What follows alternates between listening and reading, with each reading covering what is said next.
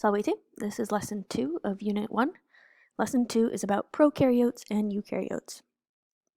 By the end of this lesson, you should be able to describe the difference between prokaryotes and eukaryotes, and you should be able to identify and describe the functions of various organelles within a eukaryotic cell.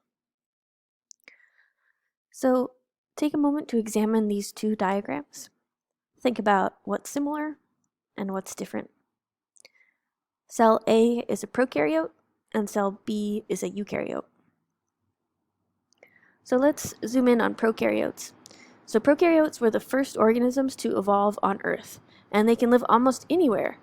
You have prokaryotes on your skin, you have prokaryotes in your mucous membranes in your eyes and nose, you have prokaryotes in your digestive system, in the surfaces all around you.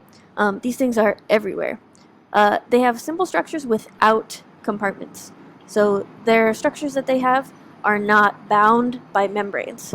So they do have small structures within them that allow them to perform their function, but those structures are not surrounded by membranes. So that's the defining characteristic of a prokaryote, that they do not have a nucleus and they do not have organelles that are surrounded by membranes.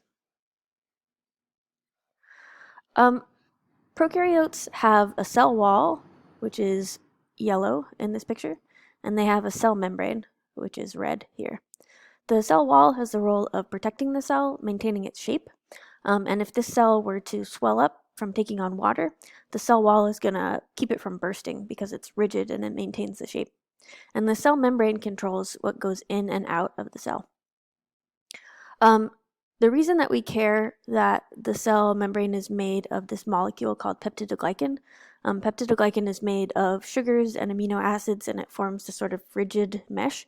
The reason that matters, it's not just because it's a trivia question, but there are other organisms with cell walls, and their cell walls characteristically have different molecules.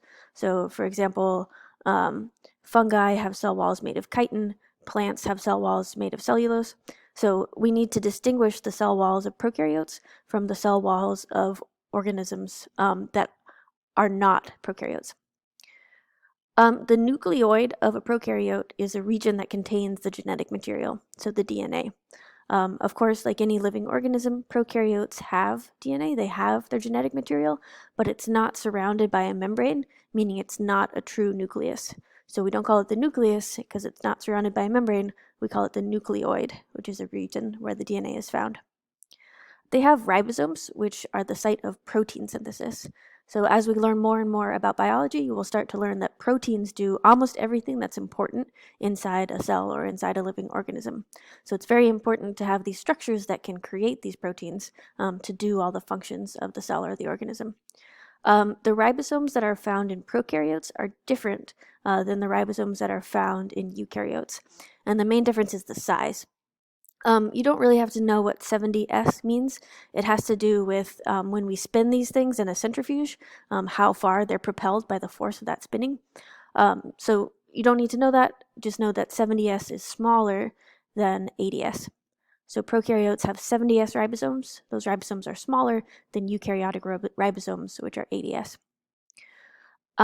Many prokaryotes, although not all, have a structure called a flagellum, and it's that tail-like, whip-like structure that propels the prokaryote through the fluid that it's swimming in or wherever it is.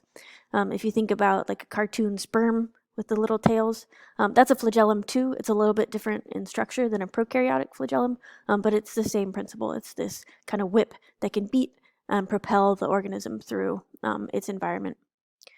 And the pili are not shown in this diagram, but they're little kind of Velcro-like hooks on the surface of the cell wall, and they're for attachment.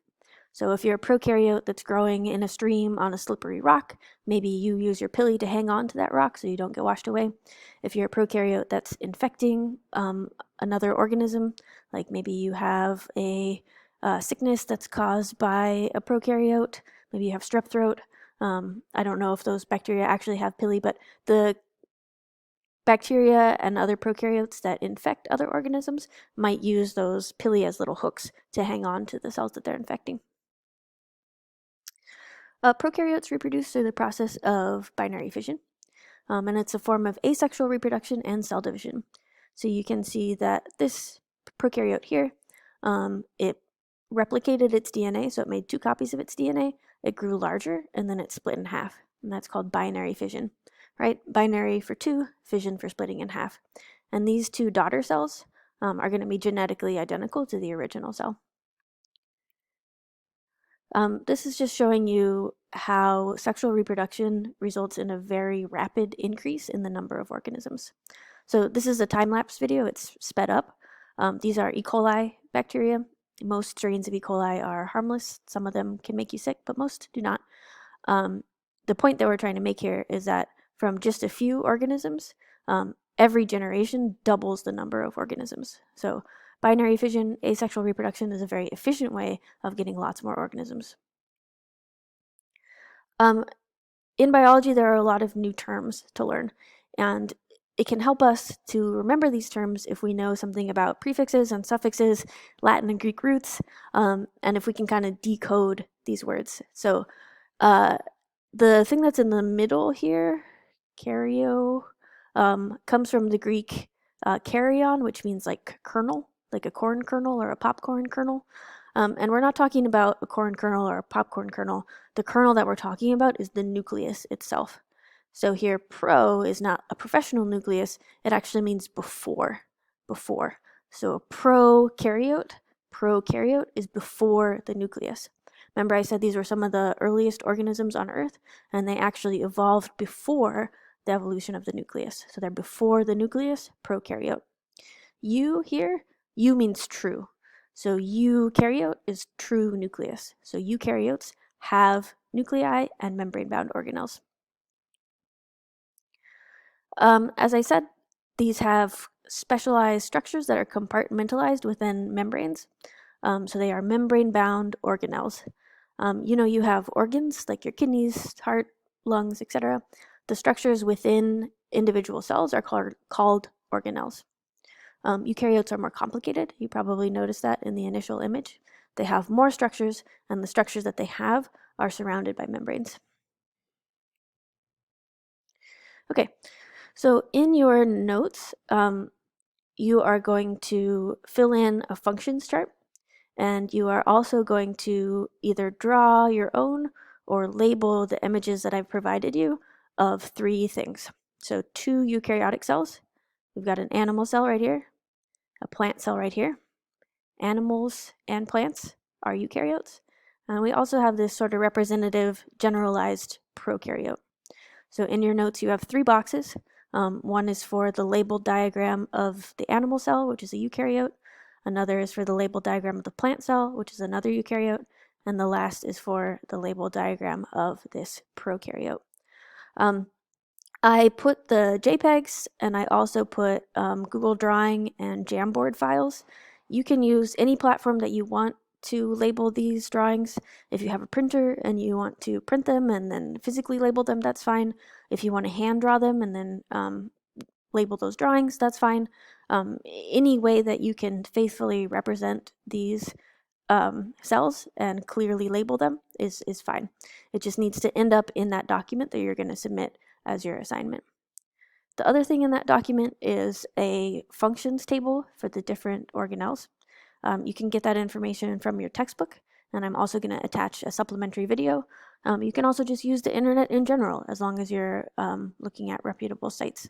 So your job to complete your notes is, again, filling in that function table, and then having one of each of these cells as a labeled diagram.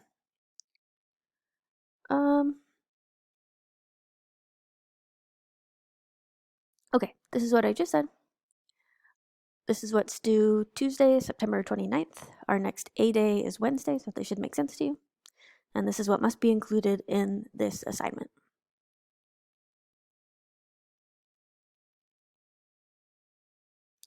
I'm going to go back just a little bit.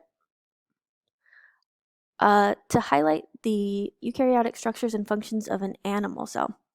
So what this is a micrograph. So scientists can take a very thin slice of a cell, and they can use what's called an electron microscope, and then you can actually see under the microscope the structures of that cell. So I know this is really hard to interpret if you haven't seen it before, but this is one cell here. This structure is the nucleus. It's the nucleus of the cell. And then if you can see this, which looks kind of like, I don't know, maybe highways or maybe like stacked little sacs that are squished, that's the endoplasmic reticulum. It runs throughout the cell. This that's labeled M is the mitochondrion. So this stylized drawing makes it a lot easier to understand what's going on. We have the nucleus here. This is some endoplasmic reticulum with dots, which are ribosomes, so that makes it the rough endoplasmic reticulum. We've got some other pieces of endoplasmic reticulum that don't have the dots, so they're the smooth endoplasmic reticulum. We have some mitochondria. You can recognize them as mitochondria because of the double membrane. So those kind of wavy things in there, that's a double membrane. And this thing here with the vesicles coming off of it, that's the Golgi apparatus. So the Golgi takes vesicles from the endoplasmic reticulum, and it continues to package and modify whatever it receives from the endoplasmic reticulum. So this is sort of like the highways, and this is sort of like the processing and shipping center. Here's an electron micrograph of a plant cell. So the reason that I can identify it as a plant cell, because I have more experience than you do, is that I can see a cell wall here. I can see that thick cell wall. I can also see this big empty space, which is a central vacuole. So plant cells have a large central vacuole, and animal cells don't. I can see the nucleus of the plant cell here. And then these big things, 1, 2, 3, 4, 5, 6, those are chloroplasts. And the reason that I can tell that they're chloroplasts is that we have kind of these stacks of discs that are connected by these little branch looking things. So that's how I can identify them as chloroplasts. On this diagram, these are the chloroplasts. It's hard to see these, but these little ones, 1, 2, 3, 4, 5, 6, 7, 8, 9, and then there's some more, those are mitochondria. It's hard to see them in the micrograph, but in this diagram, you can see the double membrane, that kind of wavy inner membrane. That's your clue that it's a mitochondria. We have the nucleus, we have rough endoplasmic reticulum. I don't know if I see any smooth endoplasmic reticulum in this one. I see the Golgi apparatus, and it looks like this one might have 2 central vacuoles, which is unusual, but because they are large and they look empty, they're not empty, they're full of water, but they're vacuoles because they're large and you don't see any structures within them because they're full of water. I can see the cell wall here, it's thicker, and I can see the cell membrane here. These little dots must be the ribosomes. Okay, this is really hard to see. So when you're looking at a prokaryotic micrograph, all I can really see is, I can see the cell wall, and then this little layer here must be the cell membrane. And then this lighter area must be where the DNA is, and so that must be the nucleoid. I don't see a flagellum, I don't see pili, I don't see ribosomes, I don't see a plasmid. In the micrograph I can't see it, but I can see it in this diagram. So one more time, make sure you read this and understand what's due. I hope you have a wonderful long weekend.